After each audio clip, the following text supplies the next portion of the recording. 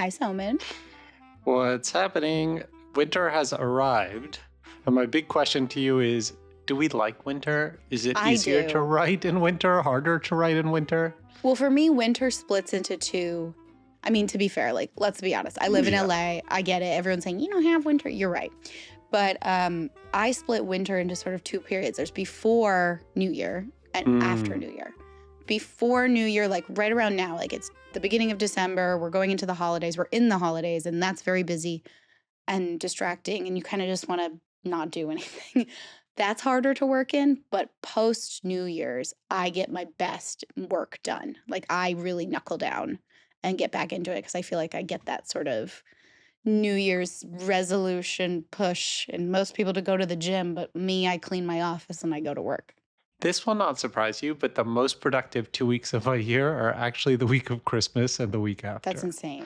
Because everybody leaves me alone. And I'm in Miami and I just hide. Like no one knows where I am. But do your parents let you hide? Because when mine are in the same home as me, they don't let me hide. As long as I go to like 2 movies a week and like talk to my dad at dinner, everybody's happy. Otherwise I can play tennis and disappear. That's nice. Though my mom does complain I treat the house like a hotel sometimes, which I do. Well, we're going to see how I do over the holidays because my copy edits come back December 22nd and are due January 14th. Okay, on that note, we better begin.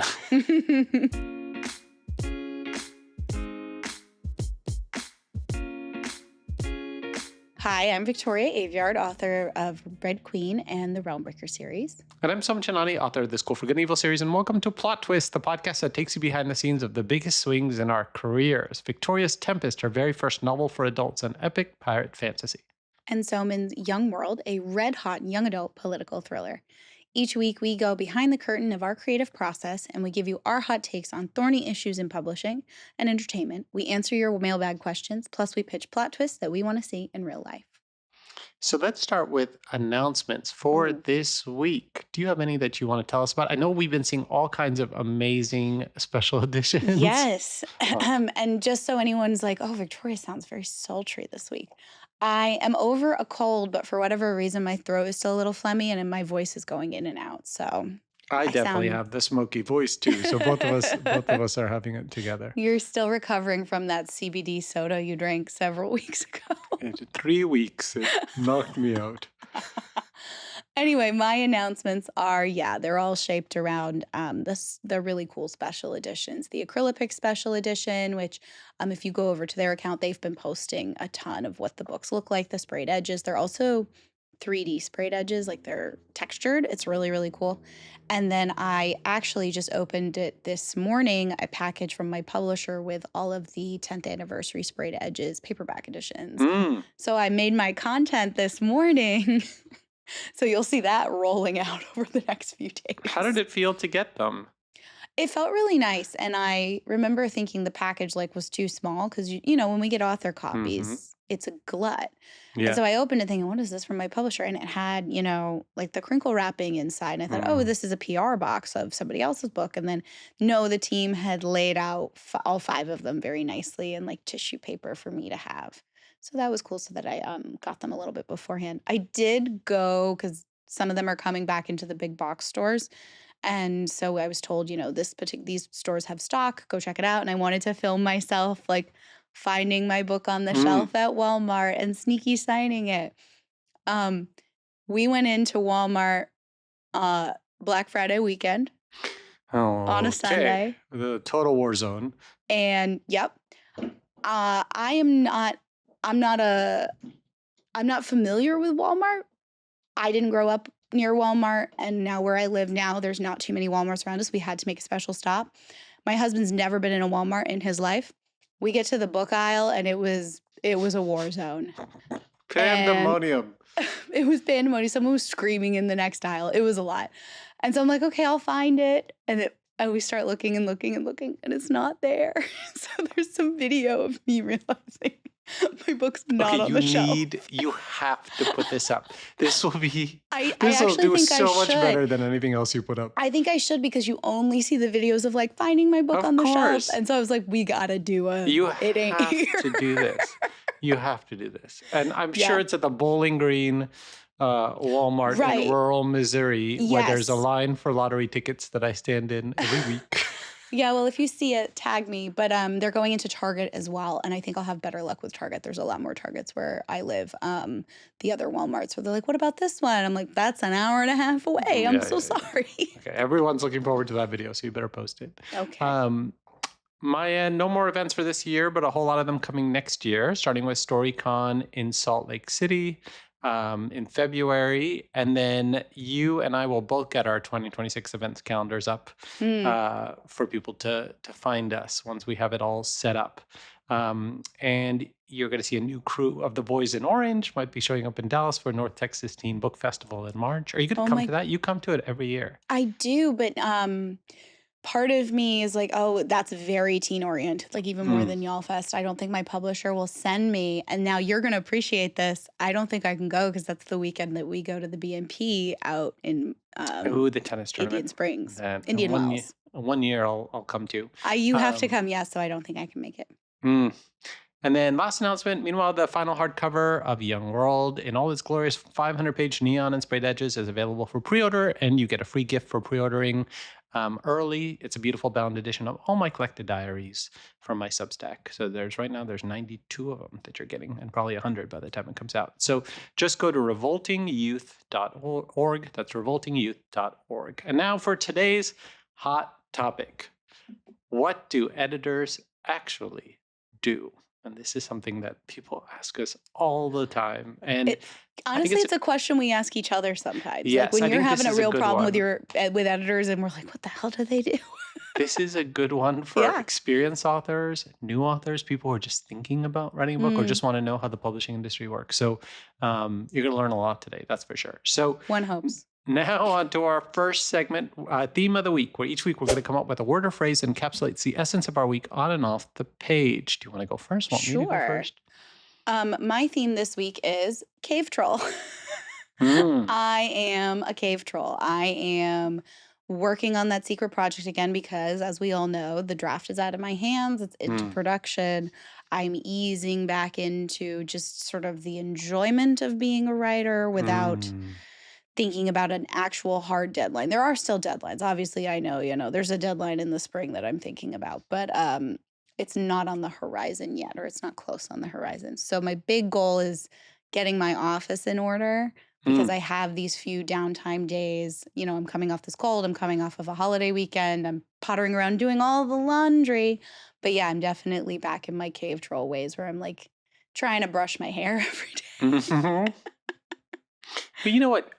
Tell me if this is right. You have the momentum from coming off Tempest, and so you don't want to like squander it. So it's almost like you have the work ethic, you have the energy, you have the skills you built, and you just kind of want to go. Even though a new book's not going to necessarily accommodate it, it's not gonna. You know what I mean? Right. Like, Yeah, you just need a place to you're put not the hitting energy. it at the same speed. You're not Yes.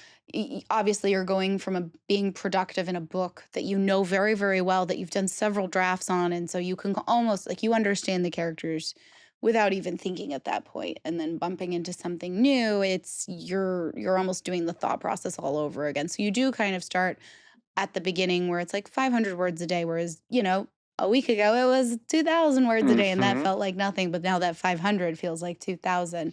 The other thing is, while I am telling myself, be productive, use this time, don't lose your momentum, you're also trying to balance not burning out. Like you don't want to burn the gas here when the copy edits are coming. So I'm thinking of the copy edits as the first goal, the first thing to sort of insulate and protect.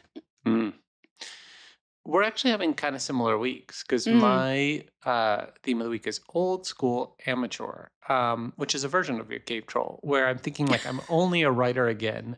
Young World is off to press, SmackDown is done, events are finished. No more traveling. It's snowing all the time, so I just play tennis. I go to my trainer and I write. And I try not to overschedule myself. And this new fantasy book, I'm about 40,000 words in now, and it just feels very, very demanding. Young World was probably the most demanding book I've ever written in terms of just complexity with the color and the visuals and the enormity of the challenge and the plot. I mean, because of the visuals, the plot's just so much bigger than a normal book. This one is just very psychically intense. It's pulling me into some kind of like awkward, shocking places.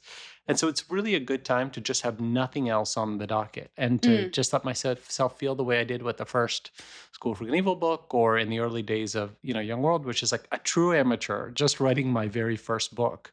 Because I think what I'm starting to realize about my career is that each new book is really an absolute departure and requires kind of a new language. I can't coast on skills I've learned before.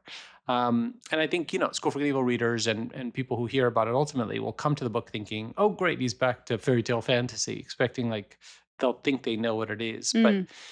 it's not that. It's a much more, it's a whole new animal. It feels like a much more threatening animal. And I'm learning a lot more about myself. This one feels a lot more like a psychological exploration of me than any of the other books, which is a little terrifying that it's actually going to like come out. Yeah, and I wonder if that's just where we're at in our careers now, where Mm. every book is a little bit deeper into ourselves. Obviously, we hope every next book is the best book. But is it that every book is going to become more and more insightful into ourselves and make us more and more vulnerable? That's scary to think It is about. because I think what's interesting, and tell me if I'm right about this, because I suspect the same thing about Red Queen. I mean, I did School for Good and Evil for 10 years, and never at any point in time did I feel like I was exploring Mm, my own psychological yeah. subconscious. Like, I just don't see the relationship, even though now I look at it and think, oh my God, like every page of this book is my subconscious, but I didn't connect it Yeah. then. It never felt deeply, deeply personal in the way that Young World started to. And then this one is just like, Yeah. okay. I definitely feel that about Tempest. Tempest is so much more internal. And Hmm. then the book I wanted, the Dragon book, is like, oh my God, even there are some scenes in that I run through in my head. And for the first time ever, because I don't cry while I write, I don't like feel that level Hmm. of emotion when I write where it affects me to that way. Like tear up thinking about some of these scenes. And I'm like, oh Oh shit. no, we're growing up. And people are No, going to come back and be like, this book is about you. And we're going to say no. And then they're going to play you're this wrong. video and we're going to say that was AI. We got to be careful. People use podcasts as like evidence. But you were talking about your 40,000 words in. Mm. Um, I have two questions for you. One, how long do you think it's going to be? And two, do you start to feel, I always feel like when I'm drafting that first draft, you really don't feel like there's anything there until you look back and you see how much you've built. It's like when you're sort of piling sand for a sand Hmm. castle, and at first it's wet and it just keeps falling back down and falling back down and falling back down, but you keep building on it and finally there's something and you can Hmm. start to sort of shape. So how far have you come, and do you feel like you've come very far? Yeah, I think because I write so differently and that I keep going back, right? So it's like, Mm, even though I'm 40,000 stop, words start. in, it's the 40,000 have been written 500,000 times. Jesus Christ. I think what's interesting is there's two things going on. One is every book I write starts very quickly. So the pace is double time in the That's first because five you're chapters of film, it. baby. That's a film Yeah. student right there. It's a trick. It's a little bit Yeah. like to trick people into just moving with it, and then I'm going to slow down and take you on the thing. But I don't want to start that way. And so this book really starts quickly. And so when I have a new editor on this, and we haven't really gotten deep in it, but we talked about length, and I said I think it's going to be like 80,000 words, and she sort of like paused, and she's like, I don't know, and she's like, and all she said to me, she goes, I think this book needs a little bit of heft, which no one has Mm, ever said to me in the right. history of the world, because everyone's trying to cut me shorter. Yeah. And so as soon as she said that, I kind of felt relieved, because inside of me, I know how sort of big the world is and everything like that. So I feel like we're heading towards like 120, Oh, which that'll be for fun. which for a dark middle grade romance, even though it's not a dark romance, it's a dark middle grade romance, is Shut up. is is uh is going to be a very long book. But I think there's a whole industry that is being unserved in terms of Mm, like people who completely. loved Percy Jackson and Keeper of the Lost Cities and all these books. They want something big, and it's just not there. So I'm hoping to We're provide it. counting on you to bring in the next generation of readers, because if nobody else does it, the well's gonna run dry. It's okay. At the very least, every Asian parent and Indian parent still forces their child to read. So if I have the Eastern True. Hemisphere, it'll still Thank you, work. parents. All right, on to our next segment, goals of the week, where we set milestones, and next week we see how we did. Okay, so Mm. tell us how you did on last week's goals before you get to this week's. It took me a second because we had a break. We didn't record Mm-hmm. last week. So I was sort of like, whoa, what was I working on? And that's one of the things that's really cool about doing this every week is jumping back in and realizing, oh, right, I was working on that thing. So the first thing I was working on was that quote, small sub 1,000 word epilogue Mm-hmm. that was going to be slipped in during copy edits. I did finish this up right on Friday, like careening into the Thanksgiving Mm, week. And my editor loved it. Very minimal notes, and it's going right into the copy edit. And perfect. actually, this is funny. My husband finished reading Tempest last night, like sitting Mm, next to me on the couch, which I really enjoyed. And he finished it and looked at me, and the draft he read is the totally finished draft, but it didn't have that one little epilogue in it. And mm. he finished it, put it down, looked at me, and said, "Can I read the epilogue? Thank you." And I had to pull it up on my computer and just let him read it. But that's good. I know. That's He good. enjoyed it and he was very like, I didn't think you were going to be pulling off what you pulled off. And I'll talk more about that when I can speak more freely. But Mm, I felt really good about the notes that he had. mm. And by notes, I mean he was like, "You use the word spin a lot." Oh. Well, you know what? We're gonna have to do at some point a little segment on words we overuse. Oh God, me. They smirk, crooked smile, Crooked smile. scoff. I love those. And then my other goals were like laundry. The thing about laundry, it never ends. I finished that round of laundry, and now there's a new laundry on the bed that I'm folding. We were working on the Tempest cover. That is still ongoing. I've yet to see the sort of close to final like tweaks that we talked about, but we are Mm, very close to final. And I am hope my last goal was getting back into the secret project now that Tempest is safe and off. I almost feel like I've put Moses in the basket and it's off in the reeds. mm. Yep, back in on it, slowly, low pressure, kind of. And the big thing is getting my office cleaned to have that clear runway. So on that note, tell us about your goals for this week. Yeah, just very straightforward goals. Sort of, I'm working on the secret thing, low pressure speed, trying to protect my energy for when the Mm-hmm. copy edits come back, not slamming myself against the wall every day. Any work is good work, which is a nice place to be. The Mm, copy edits are coming back right before Christmas. Those are on my horizon. I need to be ready for them to land. So, my last goal is kind of getting all of the holiday scramble or as much of it as I can done before the copy edits land. So, like presents, wrapping, house clean, office clean, house purge, exercise. I'm hosting my parents for a couple of nights and my brother. I got to slam it all in before the copy edits come back. How long do you get for copy edits? So, because it's the holidays, normally it would be 2 weeks, Two but weeks. because Yeah. it's the holidays, they're giving me 3 weeks. So Oh, great. I'm in my head like I'm gonna get as much done. Like again, any work is good work Hmm. through that holiday week, and then from January 2nd to the 14th, like I'm back in it. Yeah. Yeah. Yeah. All right. So for my stuff, let's look back. So it was chapter 14 of the fantasy book. Almost chapter 14 is turning out to be like a real linchpin of the book. So it's done. I just need to spend a day kind of wrestling with the draft.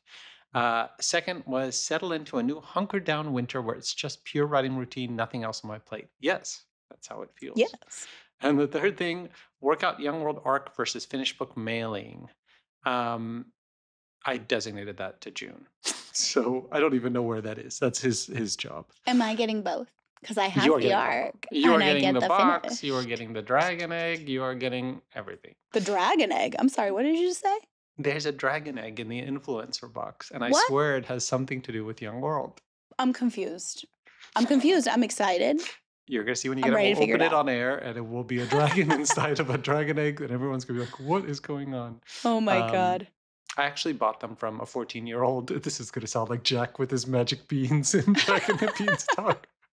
There was a 14-year-old selling his 3D printed designs, and I said, "Can you make a dragon's egg?" And he goes, "Can I?" And then he showed me dragons he had made with this 3D printer, and I Oh said, yeah, "Can the you make 3D me?" printer dragons are at every craft fair and like carnival at present. 100%. So I said, "Can you make 200 of them themed to the colors of my book?" And he said, "Absolutely." Oh And my so God. a deal with a 14-year-old was made. Does he get a book?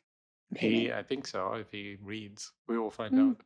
out. So my goals for this week, super simple, chapters 14 and 15. Number 2, figure out how to do a Goodreads giveaway for the Young World arcs because it used to be a lot easier and free. And It is What neither of I those guess things my anymore. question is, but I know you take on so many more things than the average writer. My thought is, I don't know how to do that at all, and, like, that's not my division. Domain. Yeah. I think, I did it for the first School for Good and Evil a couple times, and I thought it really helped in terms of just Hmm. getting awareness for your book Oh, on yeah, they Goodreads. help a lot, but I feel like shouldn't that be the publisher's responsibility? I feel like they pawned that off to the authors a long time ago. Since fucking when?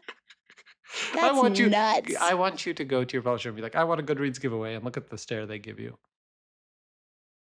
Or I they'll don't say they'll I don't say, think "Oh, yes, we'll do one. that We'll do one at some point." I wanna do a couple, but we'll see. Oh god. And their goal is just to catch up on sleep, gain back the pounds I lost on my Yes. egg and avocado diet. So we're getting there. I'm getting into my steady routine. Steady routine sounds like our big theme and our goals for the week. But speaking of steady routine, we're going to Oh talk my about god. part of that routine with editors when we come back. Hey, this is normally where you'd hear an ad for T-Mobile or LinkedIn or Shutter, My Pillow. Not my pillow. Thankfully, we don't want ads in our show. At least not the kind that detract from this very carefully curated, controlled experience for you. Instead, when it comes to sponsorship, we would like Plot Twist to celebrate books, art, artists. So, on that note, Are you a publisher that's looking to spotlight an upcoming book, or an author-focused brand seeking to build awareness, or maybe a writing camp or a workshop trying to get the word out? or maybe you finally figured out how to make Microsoft Word work, then now is the time, because starting today, we are actively reviewing sponsorship proposals for Plot Twist. Imagine it. Your company could sponsor an entire segment of the show. You could sponsor Theme of the Week, or Plot Twists in real life. Or you could get super controversial and sponsor industry nonsense. Good luck with that. Or you can even sponsor a whole episode or show. Plot Twist is listened to worldwide, a mainstay on the podcast charts, and it has a new listener every 60 seconds. So if you're interested in becoming a sponsor, email us at mail@plottwistpod.net and we can start the conversation. That's mail@plottwistpod.net. Thank you for not making me be the one to spell that out. And now back to the pod.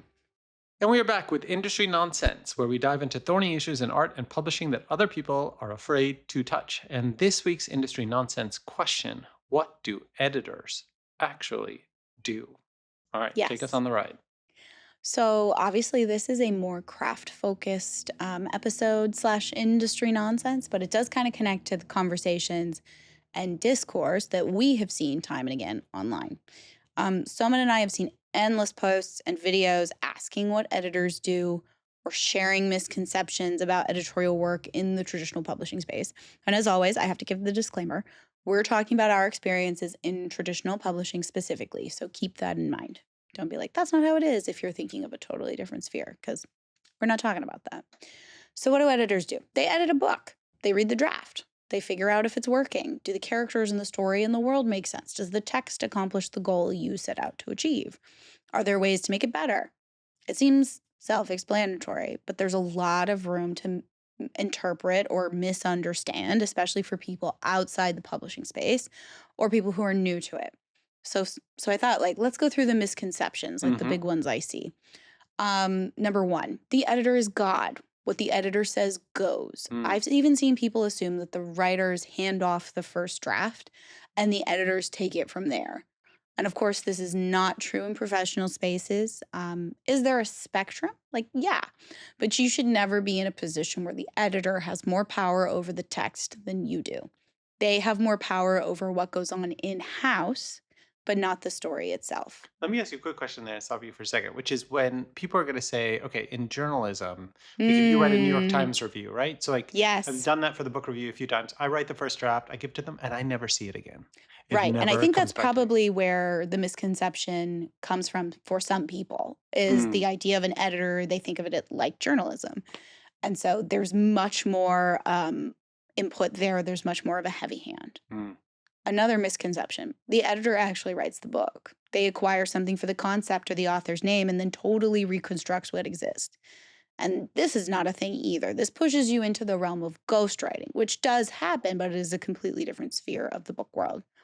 The through line I see in these common misconceptions is either because of what you're talking about with thinking of editors in journalism, then there's some sort of connotation in another space that they're porting over to publishing.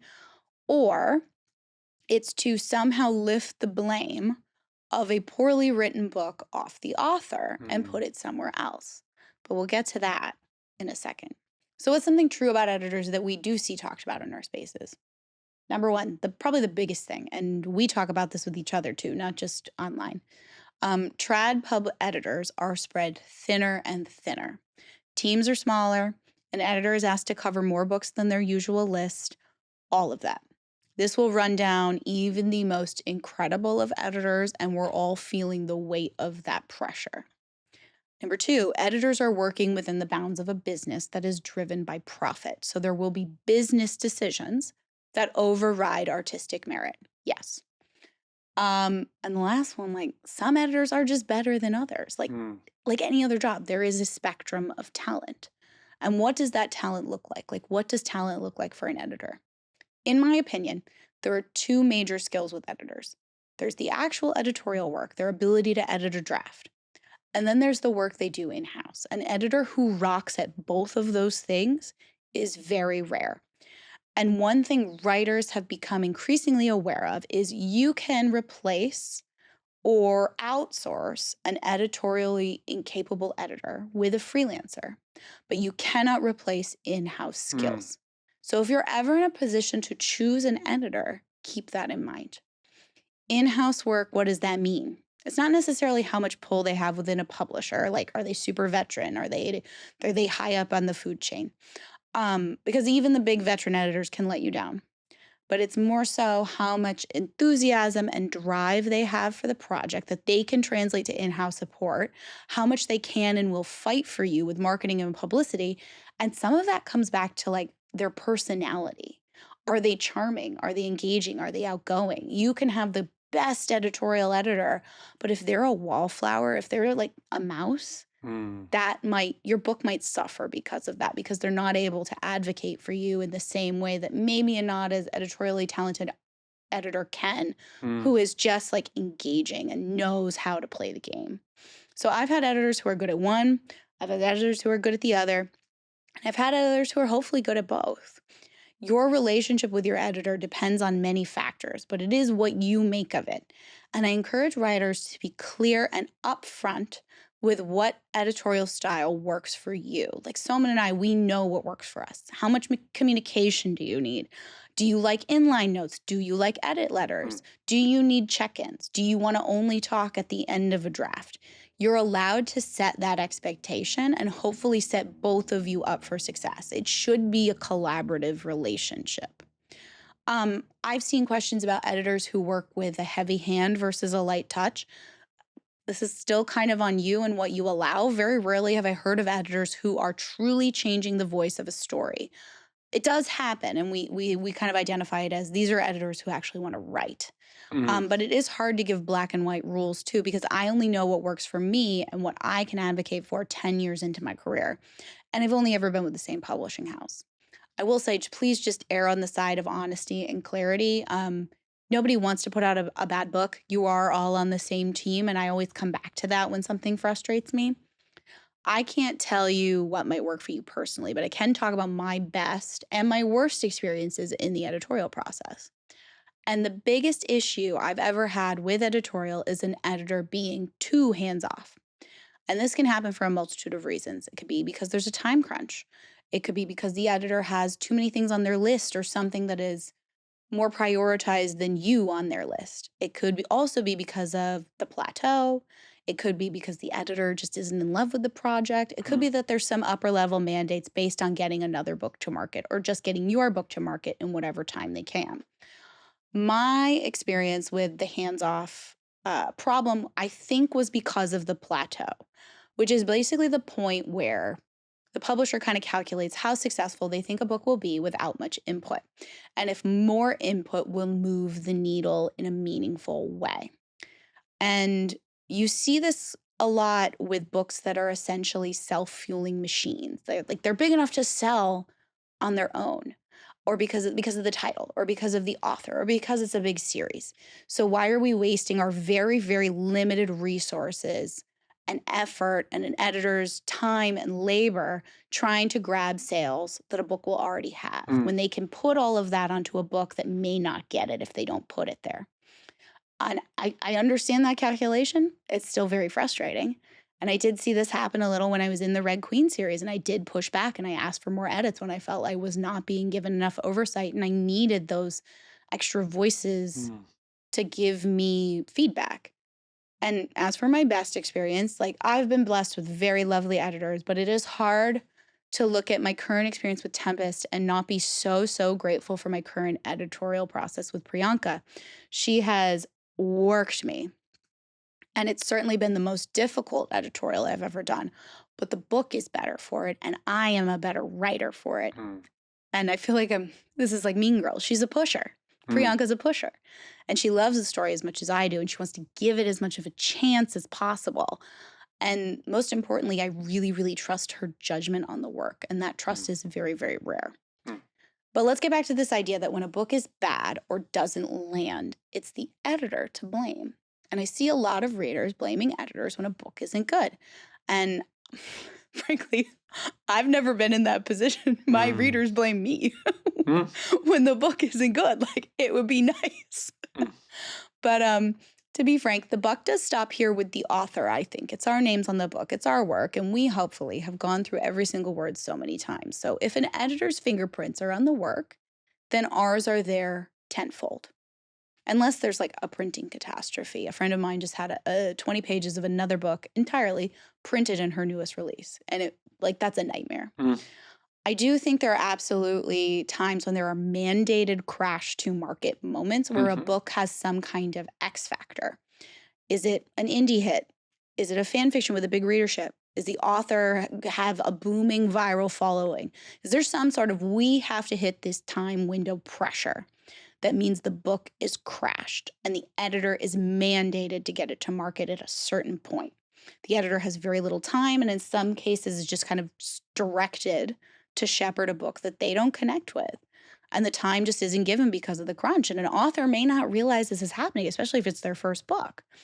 And I promise you, editors do not love this either, but the publisher's bottom line does love it.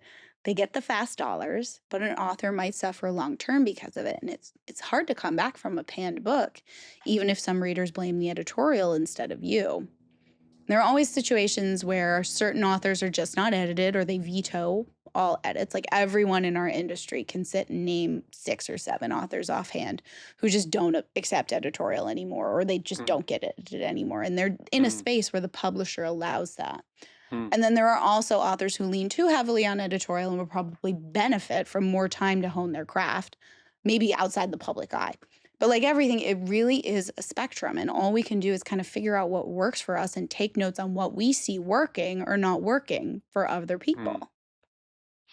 I love it because you presented a version of kind of editor 101 that works for absolutely any stage of your career that you're at. So debuts who are listening are feeling something, aspiring writers are feeling something, established writers, because I recognize myself in many of those things.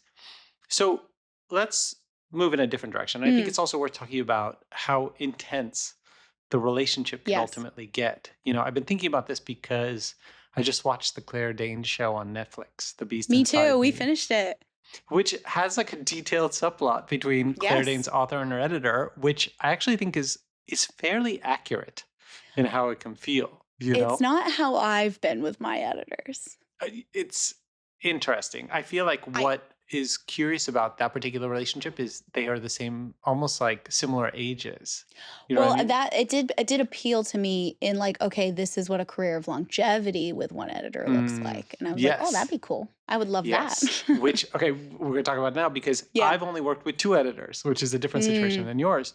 Both of who have become kind of like family. I had, Phoebe A.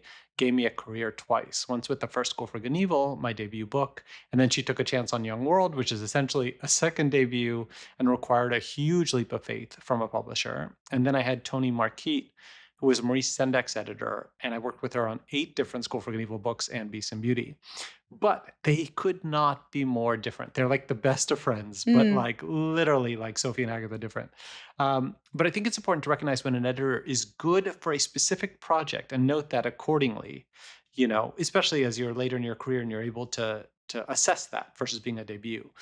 Toni is one of the greatest fantasy editors of all time. She was at HarperCollins for 50 years. Her ability to understand and keep track of lore is just absolutely unparalleled. And this gave me the freedom to be as sophisticated and intricate as I wanted to be with School for Good and Evil. She never once pushed me to make things simpler or dumb things down, even though it was for middle grade.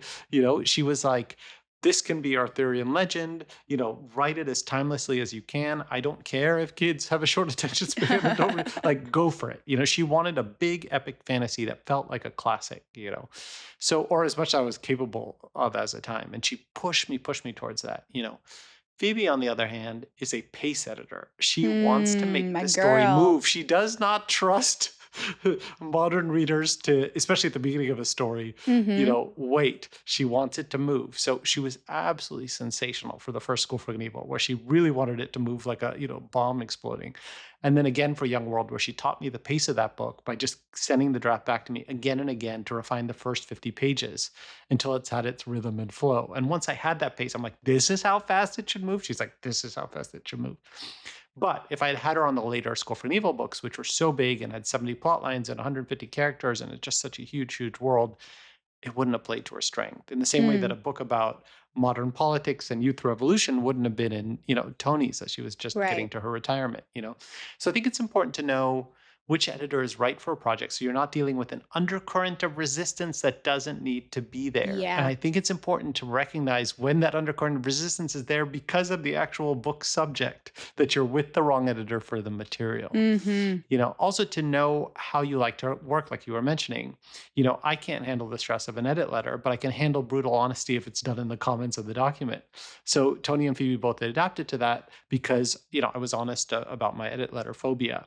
That said, some writers want the editors to actually touch their work, go into the document, and kind of line edit the text with track changes, which you and I don't ever want. It will usually be like one word, and then, or something like this, like that. They're just saying this one thing isn't working. I'm never having someone write whole sentences. Yes, or touch the material. I'm more in the Anne Rice school, and I think you are too, where if someone actually tracks changes, edits into the text, I will volcano blow and die. So I don't want an editor touching the words. I'll make every single edit. I just need to know the problem. That said, and this is, I think, what you're alluding to, when you have a master editor like a Phoebe or a Toni, they know when one magical edit might solve all kinds of problems. And then they completely break my rule, and they'll make the change directly just to show it to me. And it always, always has been right. I want to see a live look at your face when you find one of the sentences where your little face turns red and then you realize it's right. The first School for Good and Evil had another 1,500 words up to the last line, and she just put an arrow through it. And she track changed, deleted it. And I was like, where's my ending? And she's like, there. And I was like, and she's like, sleep on it. Sleep on it. The next day I was like, Priyanka, at least she does a strike through so I can still see it. No, mine was gone. No. Then it gets too glitchy. Anyway. These are some of the real world nuanced stories that might give you a sense of how it works.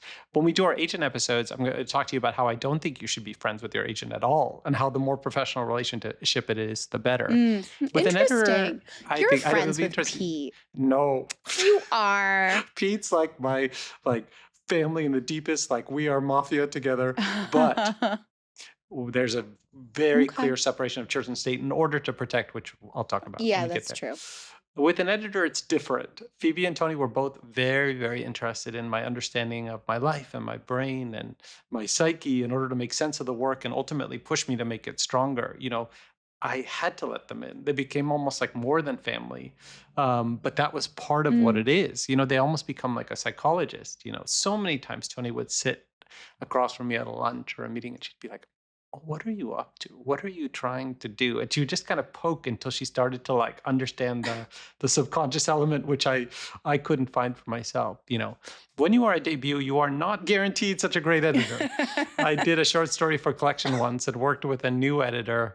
And when I got the edits, it was all track changes directly onto my work, and there was not a single edit I agreed with. None of it. And I think it was done by an editorial assistant.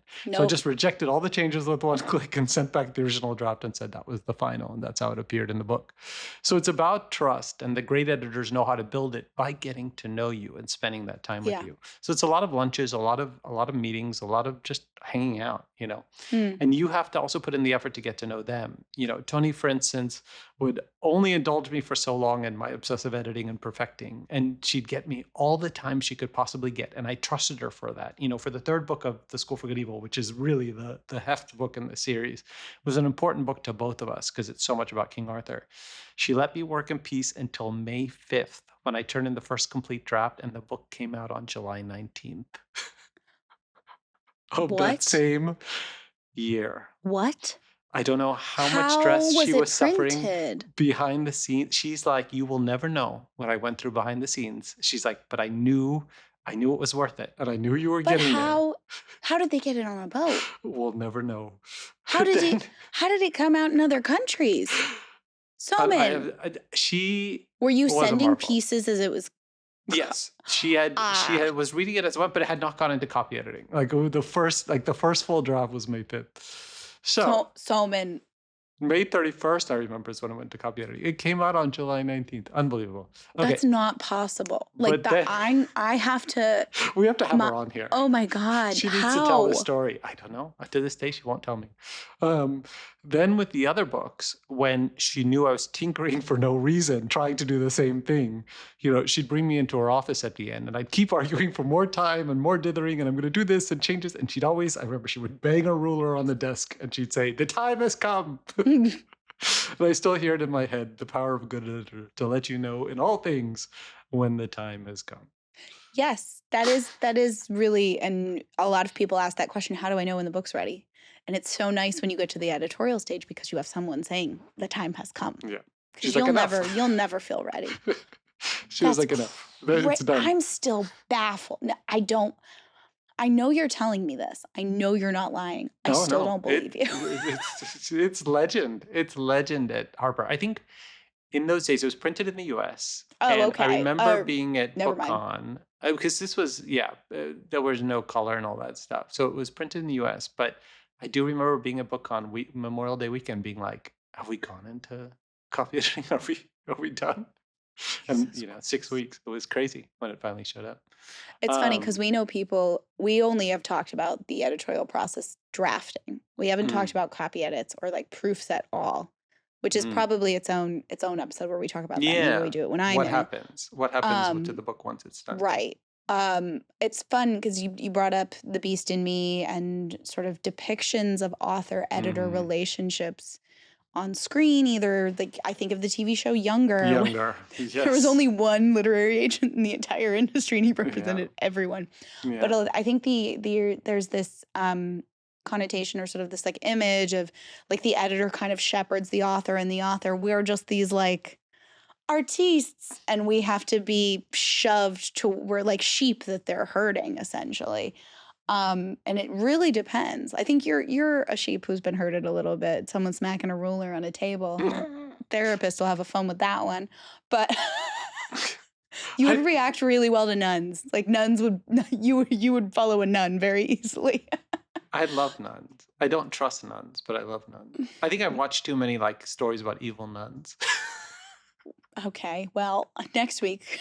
Next week. But I am starting, and I wonder it's also because you're in New York a lot. I'm not in New York very much. I'm there a couple times a year.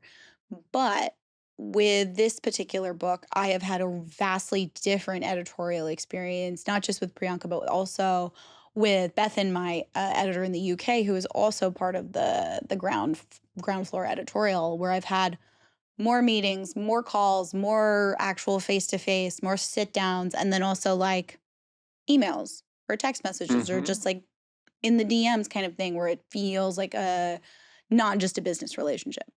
Well, I think And that's we'll talk cool. about this in a future episode too. Is at this stage of our career, I think editors, and especially when we go to a new house or something like that, they want to see our vision for the marketing and Mm, everything like that. You know, like when I came in with Young World, I said, I'm selling you the book, but I'm also selling you a color that's going to be the brand of the book. So the cover, everything's almost predetermined by this specific color.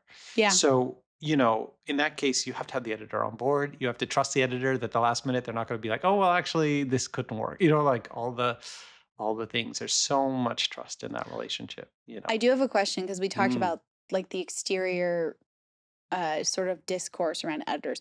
Why do you think some readers will blame the editor and some readers will blame the author? It's a really good point. I think it's when this is how I feel. I feel like when an author produces a book that is just so below the standard of Mm. what you're used to. And I'm going to give an example and I'm going to get in trouble, which is there's a book called, and please don't cancel me, The Silent Patient, which I actually loved and was a Oh. huge bestseller and was a great thriller. And then the author released his follow up the following year, which was just an absolute dud. The quality just was a huge step down in the quality. Um, which was kind of shocking. And I think in that case, my instinct was, where was the editor? What, Mm. like, did they rush this? This felt rushed. This felt like the editor didn't give him time. It's not, I was not blaming the author at all.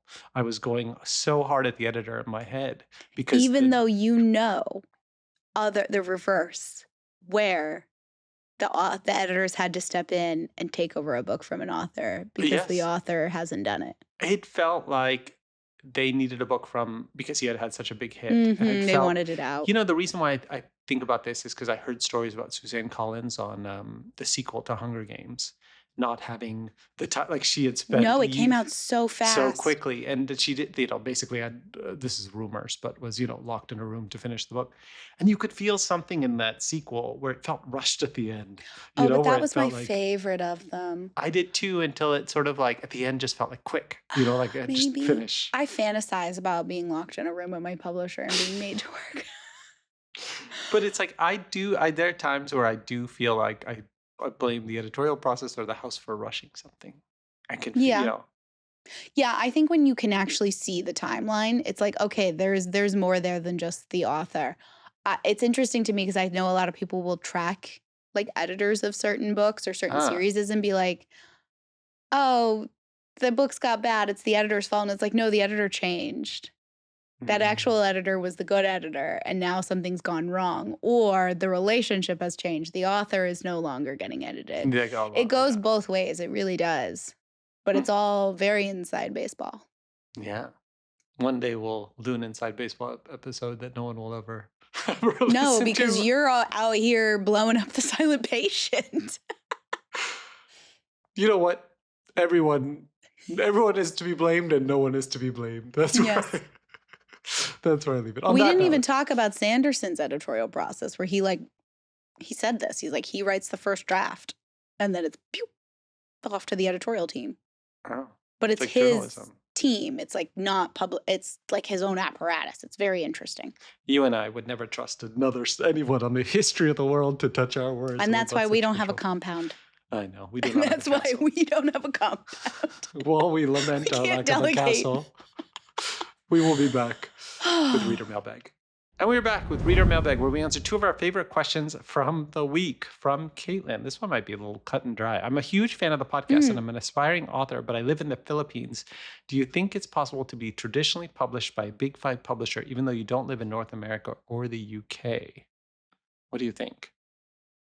I think it's absolutely possible. Taya Guanzin lives in the Philippines, if my memory serves, and she's very, very successful.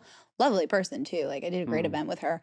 So no, I don't think your location would get in the way of an incredible book, so long as it's you're fluent in English. I think that's the only real stepping stone is fluency in English.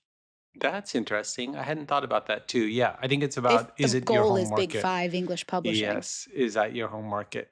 I agree. I think it's about the work, and the publisher can actually manage all the logistics accordingly if they think the book is amazing. Mm-hmm. Ideally, if you're able to come here and tour, that's also a big help. You know, in some cases, the publisher would pay for it. If it's a big lead title for them, they'll bring you over from the Philippines, I would suspect. There are other cases where they wouldn't, in which case, if you can make yourself available and be like, look, I can be in the US for any events and tour without them necessarily paying for it, that might, work in your favor too. So, but I don't think the place of work matters for a writer at all. All right. Second question from Sam. Do you ever have days where you don't feel like writing? Almost every single time I sit down to write. But it takes me a bit to warm up, and starting to write feels like diving into cold water, and I eventually push myself in and I go from there. And sometimes you swim and sometimes you try to swim for several hours, and then you have to admit you're just sinking today. I do like the idea of catching momentum, like leaving off in the text from yesterday in a place where I can easily pick up the storyline and find ways to make things easy for yourself.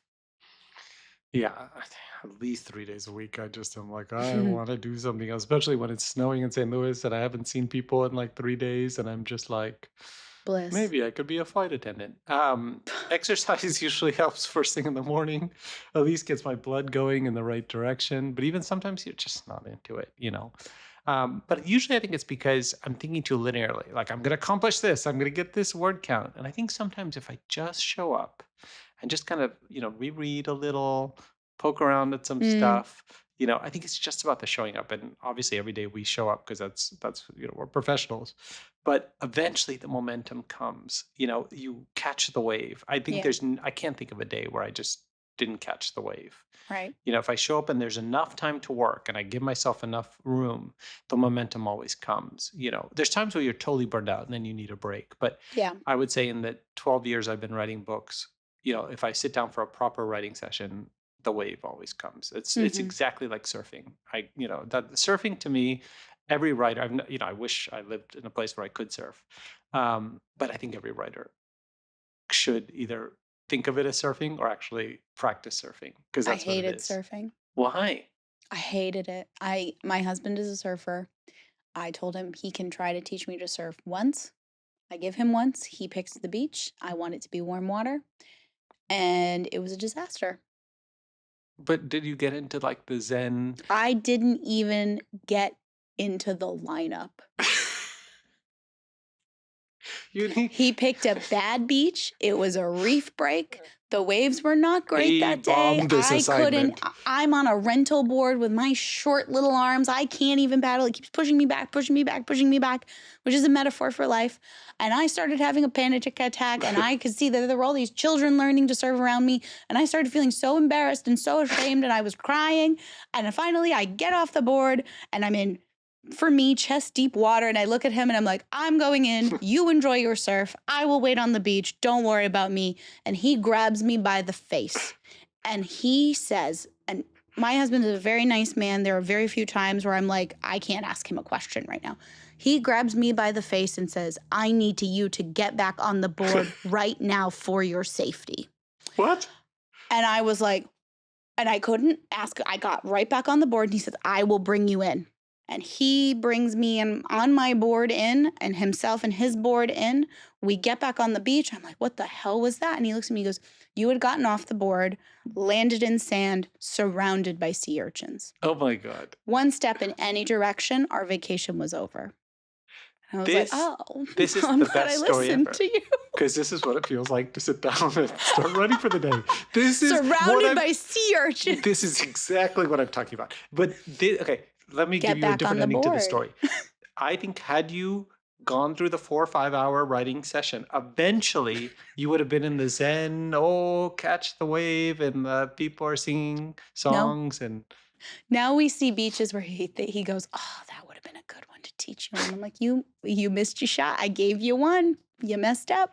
I picture myself in the silver sunlight and just waiting for the wave, and it comes and takes me. You know what? He loves teaching people to surf, Soman. Okay. You can take a crack at it. The dolphin comes and the killer whales, and we ride together. It's going to be great.